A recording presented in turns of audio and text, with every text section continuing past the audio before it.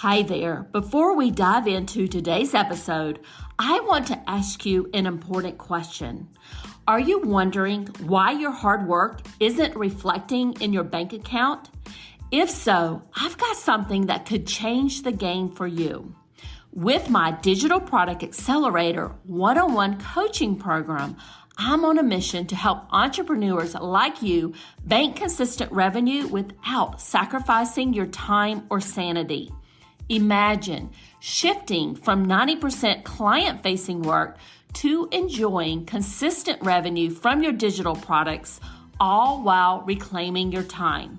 You already know that you don't need another course, and a one-size-fits-all approach isn't going to cut it. What you need is a strategic, long-term plan tailored just for you. So if you're ready to build the profitable, freedom-giving business you've dreamed of, apply to work with me by going to destinycop.com/apply. I cannot wait to learn more about you and your business.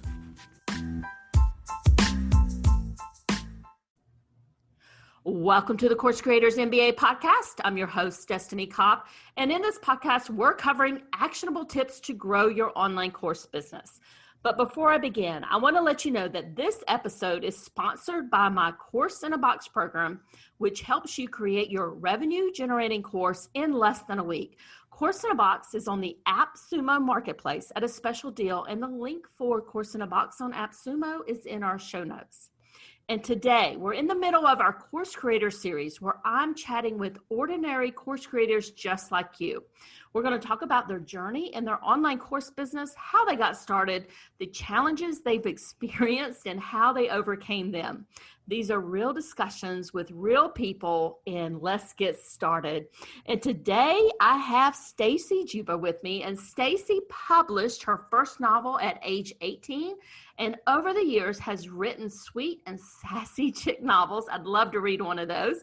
Mysteries about determined women sleuths and entertaining books for young adults and children. She's also a freelance developmental editor, creator of online courses for writers, and an award-winning journalist who has published more than 3,000 articles in newspapers and magazines. She is founder of Shortcuts for Writers, and her goal is to take the writing and editing tips she learned in the trenches and simplify them for her clients and students.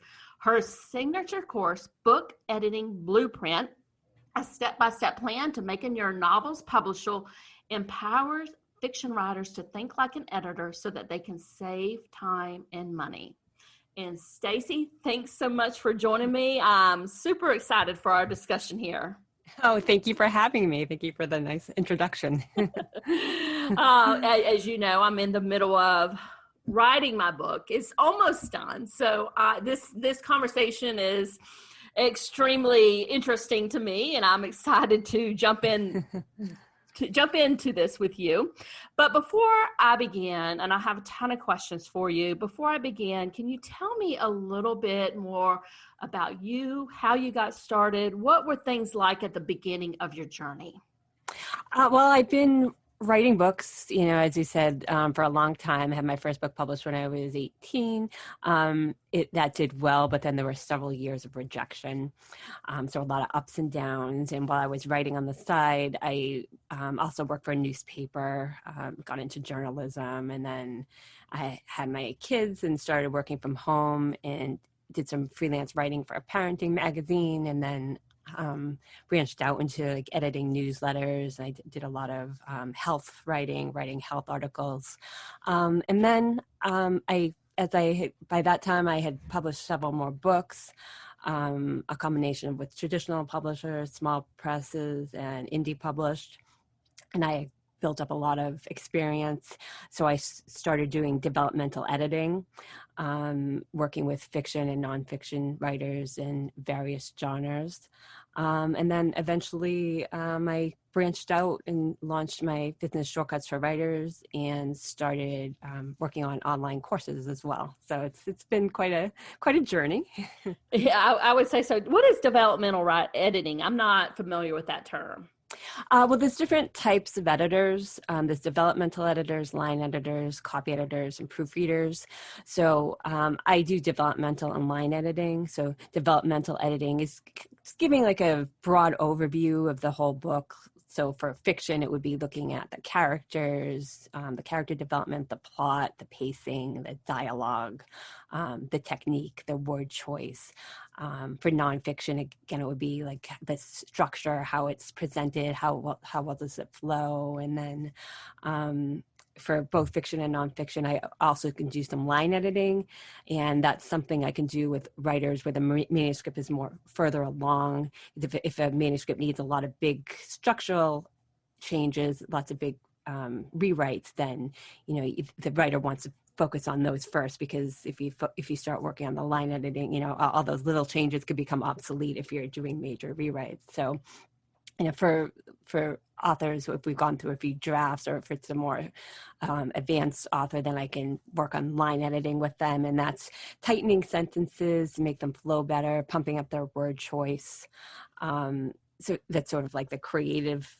I'm kind of more on the creative side, and then copy editors would focus more on the like grammar, the punctuation, the like continuity details, and just the smaller aspects. Like for a nonfiction book, the copy editors would kind of some of them might verify their facts, or look for vague or like ambiguous sentences and that kind of thing. So they're kind of looking for more of the smaller things, while I'm looking at more the broader aspects of the book.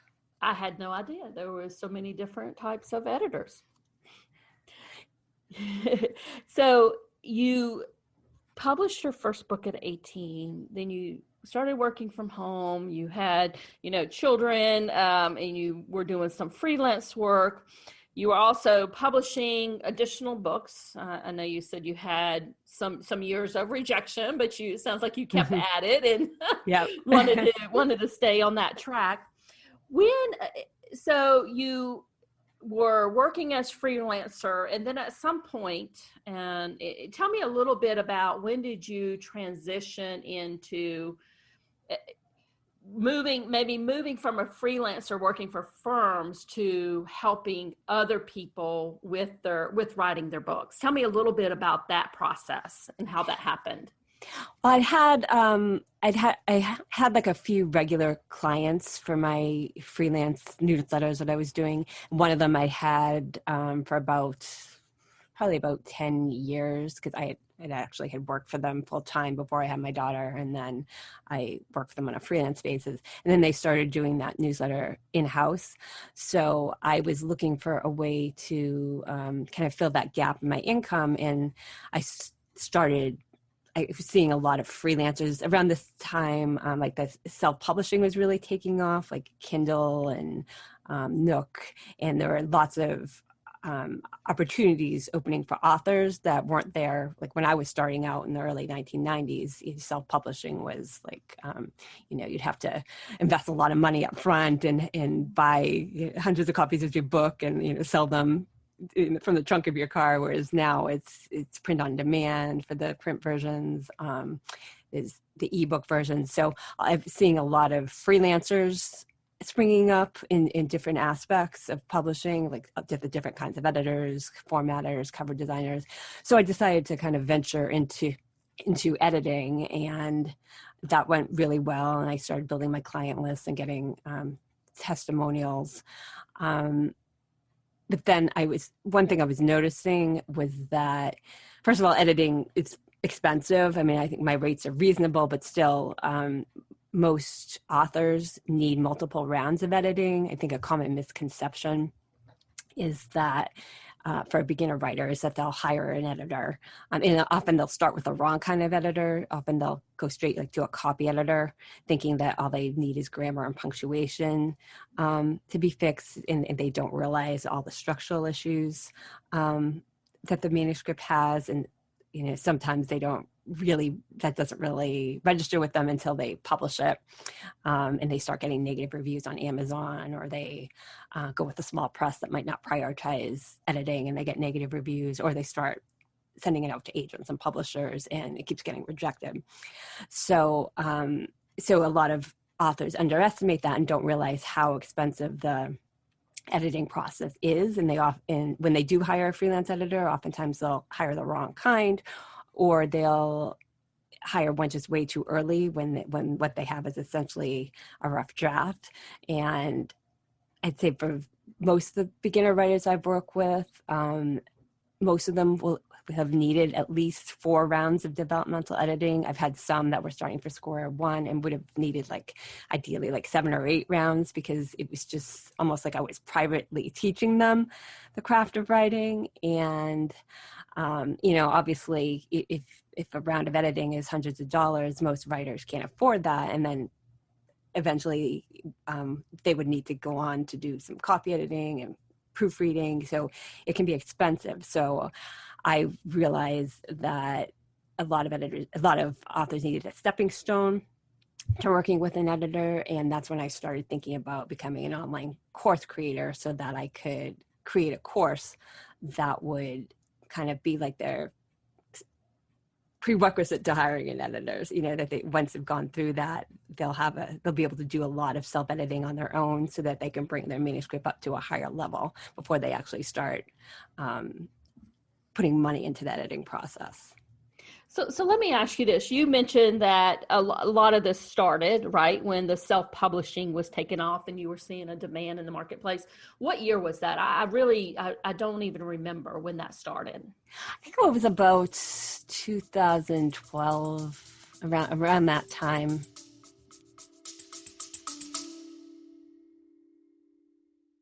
Hey there, Destiny here, and I'm the host of the Creators MBA podcast. And this episode is brought to you by HelloContent.shop, your go-to destination for content creation in your online digital product business. I understand how busy you are as an online business owner. I am right there with you. And that is why I have filled our Hello Content Shopify store with low-cost digital products that you can use as a lead magnet or part of your paid programs like your online courses or memberships. We also have marketing templates like email swipe files and social media templates designed to save you time and money. So whether you're looking to streamline your content strategy, enhance your digital products, or just save some precious time, I've got you covered, my friend. Now visit the HelloContent.shop today and take the first step towards effortless content creation. Okay, so around that time you started, seeing this demand in the marketplace. You started doing some freelance and just working with clients, right? You're working with clients by this point, helping them with their editing. At what point did you decide, or did you determine, based on what you were seeing and working with those clients, that that an online course would be beneficial for them, and that there was a need in the marketplace for that? I think it was I realized it would be mutually beneficial. So, when my kids were younger, there was a limit to how many editing clients I would take on. I might do 1 or 2 a month. But then as my kids were in school for the full day, I started taking on more clients. And first of all, for myself, I realized that there's only so much editing I could do in a week without feeling burned out, because I put a lot of creativity and energy, and it's really time consuming, and I want to give my best to each book. And I was doing maybe 2 edits per week, so I was finding that was just too much. And also when I was looking sort of at my end of the year profits, so much was taken out in taxes, and then there was the expenses of maintaining my website and my email lists and ConvertKit. Things like that. I really wasn't making as much money as I should have been for the amount of work I was putting into it. And then meanwhile, because I was working with so many clients in so many different genres, I was seeing that they were all making the same kinds of mistakes. And I actually had a Word file where I would paste just information, general information that I was pretty much putting in each editorial letter, like the commonly overused words I was seeing, authors who were telling rather than showing, just all kinds of things. And it's just, regardless of what genre it was, whether it's a mystery or a romance or a time travel book, or a nonfiction book, I was just seeing very similar mistakes. And that's when I realized that this could be mutually beneficial product if I put out, so that I could kind of scale my business and work with more clients without burning myself out, and give them something that they really needed, because they were spending so much money on what was essentially a rough draft, and then finding out that this draft really would need multiple rounds of editing. Because typically you would just go back and forth with the editor a few times, and depending on your level, and get feedback, and the author would make the rewrites based on what the editor's suggestions were, and then send it back, and then eventually reach a point where the developmental editor, or in my case I can do developmental and line editing, where it would say, okay, I think you're ready to go to the next step. And if there's someone who has trouble with grammar and punctuation, then the next step would be for them to hire a copy editor and proofreader. And so it's a big investment for them. So I just felt like it would be a win-win situation. So what was that time frame? You started this part of your business kind of started flourishing as, after 2012, when self-publishing took off. How many years was it before you said, oh, this is, would make a great course. I really see a demand for that, and this would really help people. It was in the back of my mind for years, but it didn't really, I didn't really start actively pursuing it till around maybe 2017. Again, my younger daughter actually, she was diagnosed with type 1 diabetes in kindergarten, and she's 13 now. But so basically when there was a year where I just didn't do much. And then after that is when I started branching out into editing and finishing a book I had written. So I just was kind of starting out slow. And then as I got more comfortable with her diabetes, and, we got her on insulin pump and all the technology, and she started, doing well with it. And then she was in school for the full day and everything. Then I was able to gradually start, I guess, get more ambitious with my business. So I started doing a lot of, I spent a couple of years probably just testing the waters, taking a lot of free webinars on online course creation, learning about funnels, and just learning about the different, Teachable versus like Thinkific, and, all the different platforms. So I spent a lot of time just in that research phase. And then around 2018, I bought Divi software, because I knew that I needed like another website. Basically, I had my stacyjuba.com website for my books, and I had like an editing tab in the navigation bar. But if I started branching out into online courses and everything, the website would just kind of be too all over the place, with fiction books and online courses and editing. So I realized I needed to move my editing and the online courses over to another site.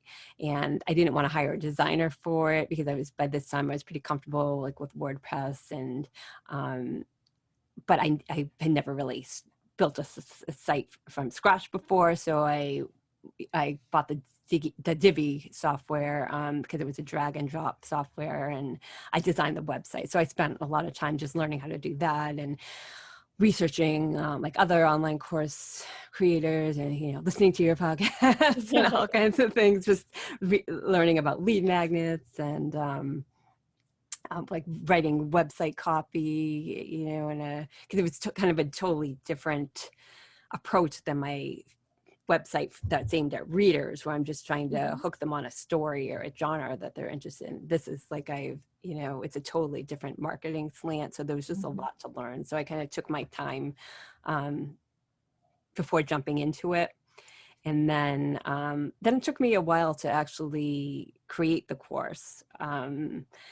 Probably took me at least a year, and it was just a lot of learning about the technology. Like I knew nothing about video and nothing about audio. So I was watching YouTube videos, trying to figure out the best kind of microphone to get and webcam. So it was just so much to learn that it was just kind of taking it one step at a time, so that I didn't make any, so I felt confident that I was making the best decisions.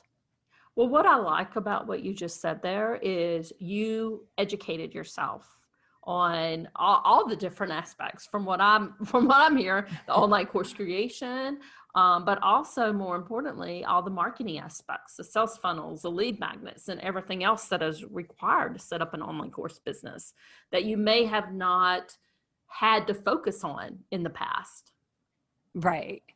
Yeah, So in the past, my newsletter was basically just, I'd have a lead magnet, but it would be like a deleted scene from my book or a sample chapter of this. I had to come up with something totally different and start a Facebook group, and because I wanted to build my audience before I had something to sell. I wanted to kind of have an audience in place and where I'd started building a relationship with them. So, I didn't intend for it to take me so long to get started, but as I learned more and more, there was just so many aspects. So I just kind of did the best I could at breaking it down and working on one step at a time. well, and I think we have to give ourselves grace, right? Things come up in family life. It came up for you. It's come up for me in the past. I mean, life happens, and, you got to take it at a pace that you feel comfortable with.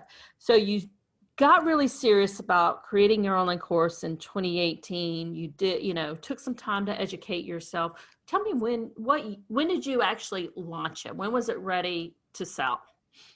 I launched my Facebook group in like spring of 2019, and then I launched the course in March of 2020. Actually, right as the pandemic was starting, so it wasn't literally I was in the middle of my sales funnel, my sequence, when everybody started going into lockdown. So it wasn't the ideal time to launch a course, but it still did. I think it still did well.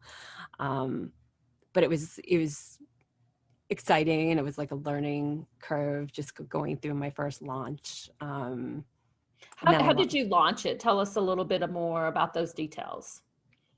Well, I really worked beforehand on like the pre-launch. So I developed a lead magnet, a free 5-day line editing class. And I really focused on publicizing that class and getting people on my email list. And then my Facebook group, I really focused a lot on like friending other writers on Facebook, and then sending them invitations to my group, and just talking about my free class on different like writers groups where they allow like promotion on certain days, and just really focused on having an audience to launch to.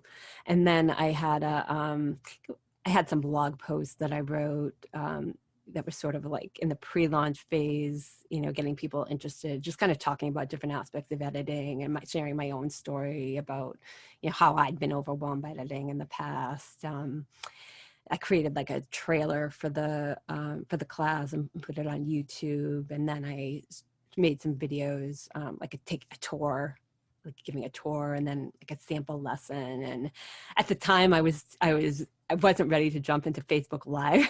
That was something I started getting into probably the end of last year. I started thinking, okay, you got to start going live. But I did start making videos and making YouTube videos. So I just kind of started with pre-recorded videos, and then eventually I, built up my courage and started doing more live videos in my group. So I started posting the videos in my YouTube channel, uploading them to my group. And then I had like it was a couple week sequence where I had all these templates I'd collected over the past couple of years of just different emails that work well for a launch, like, really hitting the pain points and making them understand why they needed the class. And in a lot of cases, I mean, most so many writers that are beginners didn't realize what the editing process was like. So I had a few emails that kind of just explained about the going back and forth and, what the costs are. I had some slides showing, like, at the Editorial Freelancers Association, showing the different costs of editors, the different kinds of editors, like the average cost, like I think for a developmental editor was something like $45 to $50 an hour. And that could only be like 5 pages in that hour. So I think just showing those kind of numbers help people who hadn't started working with an editor yet, made them realize that, oh, maybe I shouldn't jump into this, because so many people just type the end and then a week later they're hiring an editor. So it was just a lot of education in my blog posts and videos and email sequences. And then I had a limited time. I had a sale and I had some bonuses. I contacted a lot of other service providers, like cover designers and website designers, and they all came up with different bonuses, like cheat sheets for working with a cover designer or thinking of a cover concept or what to go into your author website. And so I had a whole bunch of bonuses that I put like on a private password protected page. So if you bought during that, during those 2 weeks, you get access to that. So, and then I just had like the reminder emails toward the end because I'd heard and I found that it was true that a lot of people tend to buy either right at the beginning or at the end, in the last couple of days. And I saw that was definitely true. So I had a couple reminder emails, on that last day, and posted a lot of reminders on social media that time is running out. So I found that having a deadline was really an important part of it because, when they saw that deadline, that's when a lot of the sales happened. And I think that's an important point. I mean, you have to have, for launches like that, you need to have a cart open and a cart closed date to kind of force that decision. So I like everything you said there. And I think it's important for us to emphasize something that you did, which was building an audience before you launch. So you actually had somebody to sell to. I like what you did with your Facebook group and all the networking that you did. So you just made sure that, and you went out to the right places, right? You went out to these writer groups and these other groups and, promoted your lead magnet. And I think you had a really great lead magnet. So it's a writing course. Was it a course that's on like Teachable or Thinkific, or was it like an email course that you were providing people? It was an email course. And I remember that I had attended like a webinar on free email courses. So, basically, when I knew that I wanted to launch some kind of course, I started like a Trello board where I just pasted like all kinds of information. So when I was ready to start working on it and start working on like the marketing of it, I had all these templates in Trello, and I had one for like launching a 5-day email course that would eventually, you could transition them into your sales funnel for a paid course. So, it's a 5-day course where they get emails delivered to their inbox every day. And it's actually a couple introductory emails before the actual lessons start. And then there's like a bonus where they get like a cheat sheet at the end of everything they learned. And then I incorporated that into my Facebook group. Like I use the units a lot in my Facebook group. So I have a unit where the people who are going through the line editing class can go into that unit and then post their homework, like revised sentences, like a before and after sentence, they could post it, and then they could read what other people have posted just to kind of help reinforce it. So I was getting a lot of great feedback on it, on the class. To me, it was just like such easy concepts, but for a lot of beginner writers, they didn't realize that they were using like the word look, how many times. Like one of the things in the class was check and see how many times you're using the word look and how many times you're using the word eyes, like if you write fiction. And a lot of people just couldn't believe how many times they were using it. So they felt like they were making like right there, that one small thing had a big impact on them because it was something they could just easily go and fix now that they had their attention drawn to it. So that's what I tried to focus on with the course, was like I just pulled some things out that I was teaching in the line editing module of the full book editing blueprint course, and just highlighted them so that hopefully they would see a few things in their own manuscript that they could start working on fixing right away, words to cut out, words to improve. And I found that they really liked that because it was like actionable and it wasn't overwhelming. It was just little things that made them feel that their writing was improving. And then I also had like a free book blurb toolkit, which was sort of directed people to my Facebook group. Like if so when I was promoting my Facebook group, I would just say, like, if you become a member of the Facebook group, you can go to the unit section, and then there's a free book blurb toolkit, which kind of guided them through writing their back cover copy or the product description you would see on Amazon. It just had like a sort of like a outline to follow, and I kind of take them through a little hunt on Amazon where they find other books in their genre, so that they can really hone in on the different approaches that other successful authors in that genre take, and then I can guide them to how they can apply that to their own book blurb, regardless of whether they finish the book or whether they're in the middle of it, or whether they're just thinking about writing a book. And a lot of them realize that, like a misconception was that you have to wait till the book's done before you write the book blurb. But I think by going through that unit, they realized that just thinking about all of that really helped them to sharpen their idea. Because a lot of times as an editor, I'll see a blurb that doesn't match what's in the book, and it just really helped them to tie it together. So I think just having those free resources that were simple things that they could start doing immediately to notice improvements sort of helped to kind of warm them up to purchasing the full class, because they had already seen some progress. So you mentioned that you launched your first launch for your online course was in March of 2020. And I think we all remember what happened in March of 2020. I know I'll never forget, because I was right in the middle of the virtual summit that I was doing, and everything just, the whole world closed down. Mm-hmm. Do you feel comfortable talking about your launch numbers and the price point of your course, and tell us a little bit more, in terms of the students that you had join in your first launch? Yeah, I had, I was going to sell the course. The regular price would be like $197. And then the launch price was $129, plus they would get the access to the limited time bonuses. So I did have a lot of people join. I think I made close to $5,000 on that launch, which it wasn't as much as I hoped. I was hoping for more, but again, it's not like it's a $1,000 course that I'm selling, So I think for the amount of people that I had on my email list, I probably had about 300 or 400 writers on my email list at that time.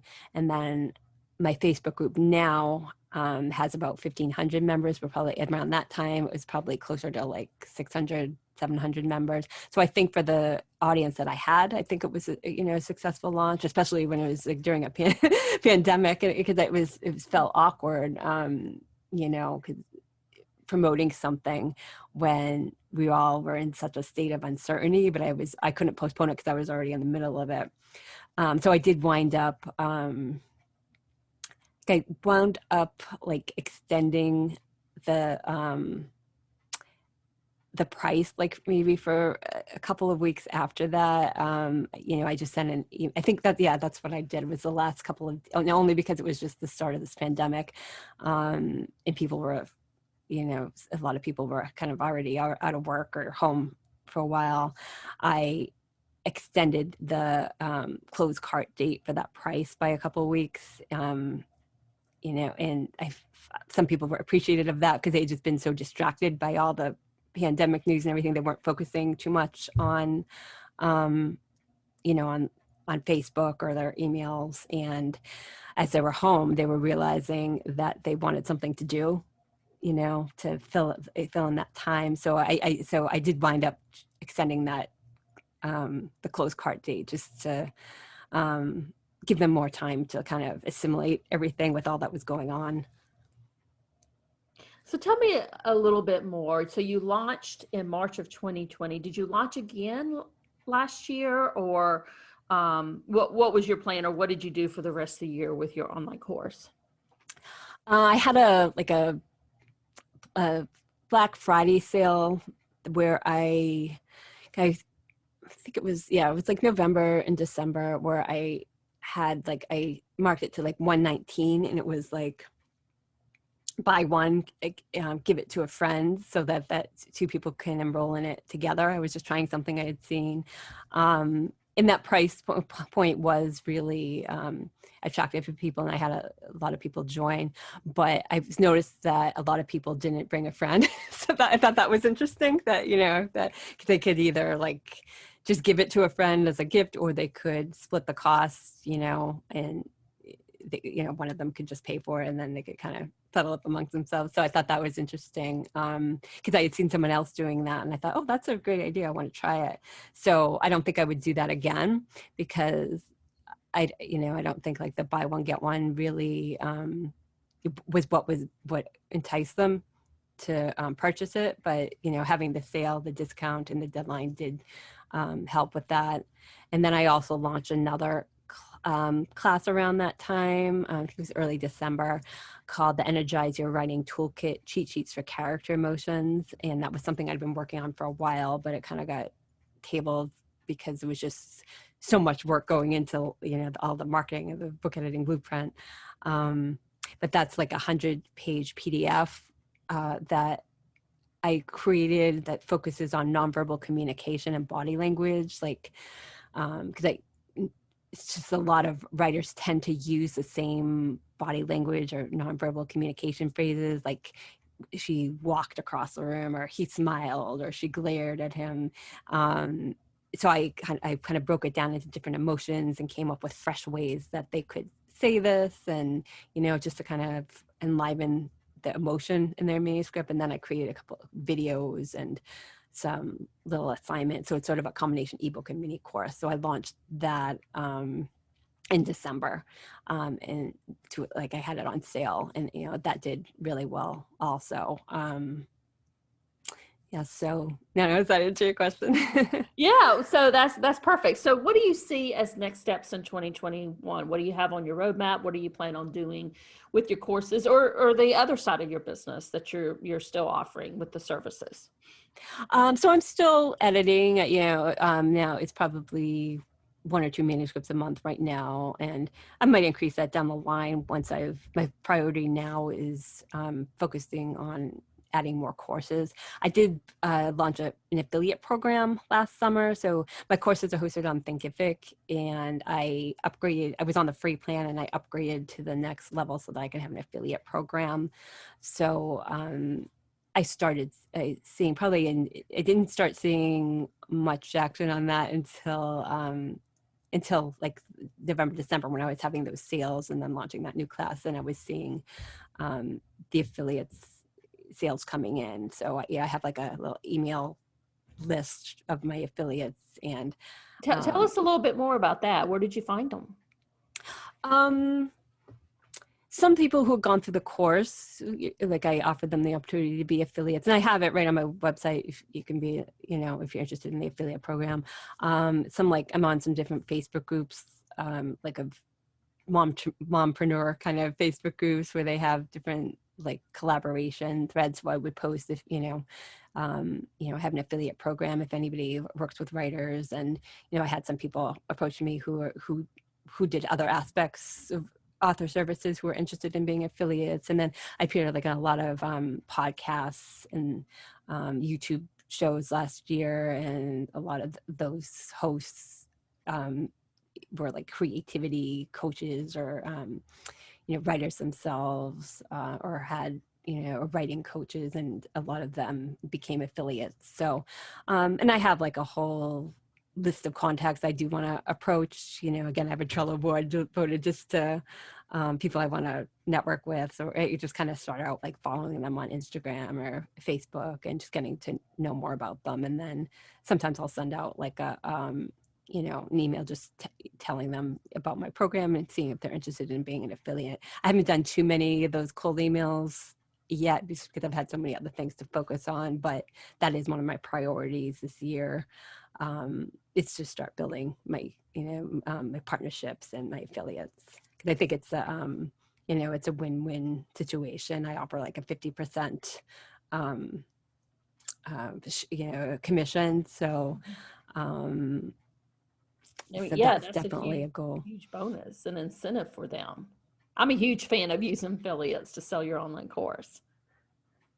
Yeah, I think there's definitely a lot more I can explore with that. There's just so many different avenues, like small presses, author groups, other service providers, or proofreaders, copy editors, people who don't do the kind of editing that I do, and so I think this is just a mutually beneficial relationship that I definitely want to make more connections. And then I want to keep building my Facebook group. I'm working on deadline funnel right now. I'm in the process of testing out having a deadline with that, so that I'll be constantly, like every day I'll be, in theory, every day I've been launching Book Editing Blueprint to a new group of people who've gone through my line editing class. So I'm working on that. I'm really excited seeing where that goes. Yeah, and then I have a tripwire, my Energize Your Writing Toolkit. It's also, I have it set up as a tripwire on my site so that if once they sign up for my line editing class, they'll get like a timer where they can get the toolkit at a discount for like 20 minutes. So that's something I just set up like last month. So I'm still kind of testing it out to see how that works. But I'm just trying different things and seeing what seems to be the most successful. Well, what I'm hearing from you is you're continuing, number one, to educate yourself, and you're also continuing to test and figure out what's working and what's not working, because something that might work for me might not work for you. And, you have to figure that out for your own niche. Right. As our closing question here, what advice do you have for other online course creators or entrepreneurs out there who are working on growing their online course business? What would you say to them? I think having a Facebook group was really effective for me in just building engagement in that group. Again, I started it before I had something to promote so that they don't just associate me with trying to sell them something. I think they associate with me with trying to help them. I genuinely want to help them. I have like weekly prompts, like a motivational Monday where they can kind of post their goals for the week, and then a weekend wins where they can, share something they're proud of, or they can, share a link to their book. And then I use Post Planner as a scheduling tool where I just schedule, like every few months, I'll just kind of find a bunch of like interesting articles and blog posts on other sites that I think would be of interest to them. And then I just schedule them so that I'll have a couple posts per week. And then that way, if I'm not constantly trying to focus on finding things to post about, if that's all sort of automatic, then I can really focus on engaging with them in the comments. And I noticed when I post videos in the group, especially live videos, I'll see a correlation like to the people who are joining my email lists on that day or shortly afterward, or I'll see an increase in sales. So I think if you're nervous about doing videos and Facebook Lives, I think that's something you try to focus on getting over. That's something I've had to focus on getting over because I'm very introverted. Writers just like to, sit at their computer and write, and actually having to, to go live was very intimidating to me. But I think that I've definitely seen an increase in sales when I do video. So that's something I'm going to be working on. It's just batching a lot of video ideas and YouTube ideas, and just, I think that's a good thing to focus on. And definitely having a good lead magnet, like I did with the class, something that's really relevant to, who your audience is, know who your audience is, and know what their pain points are. And because I'm a writer and I've been through it so much, I really know those pain points. And then, coming from the other side of being an editor, I kind of opened my eyes to like how it wasn't just me. I think a lot of writers just think who are going through something or, having trouble with some aspect of the book, they think, oh, it's something, maybe I'm not cut out for this, or they don't realize, that so many other people have the same pain points that they do. So I think you just have to know what the pain points are for the audience you're working with and the product that, that you have, the course that you have, and be able to, to show them that what they need, if that makes sense. Yeah, absolutely. Stacy, I know that I'm going to be checking out your resources. Can you let people know where they can find you? Yeah, they can, to find my books, they can go to stacyjuba.com. And then if they're interested in my courses and editing, they can go to shortcutsforwriters.com. And then if they click on the freebies tab, that'll take them to where they can sign up for the 5-day line editing class, or if they want to go join my Shortcuts for Writers Facebook group, there's a link there. Perfect. And I will make sure that those links are in the show notes so everybody has it. Course creators, thank you so much for joining us today. If you have any questions about Course in a Box, which is offered on AppSumo, please reach out to me on LinkedIn or DM me on Instagram. I hope you enjoyed this episode with Stacy. We'd love for you to rate and review the podcast on iTunes or your favorite podcast platform and show us some love there. Have a great rest of your day. Bye for now.